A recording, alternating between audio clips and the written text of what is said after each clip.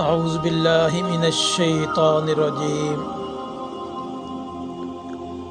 بسم اللہ الرحمن الرحیم۔ نبی کریم خاتم النبیین صلی اللہ علیہ وسلم نے ارشاد فرمایا، تم میں سے کسی شخص کو یا کسی آدمی کو کوئی بھی تکلیف ہو اور اس تکلیف کی وجہ سے اسے ہونے لگے موت کی تمنا، تو موت کی تمنا نہ کرے۔ اگر موت کی تمنا ضروری ہی ہو جائے تو یہ کہے کہ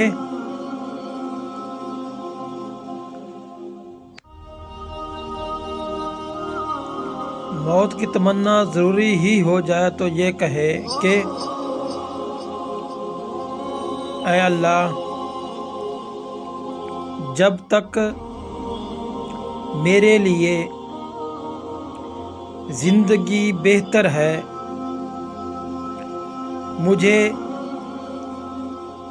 زندہ رکھ، اور جب میرے لیے موت بہتر ہو تو مجھے اٹھا لینا۔ یہ احادیث صحیح بخاری شریف کے اندر موجود ہے۔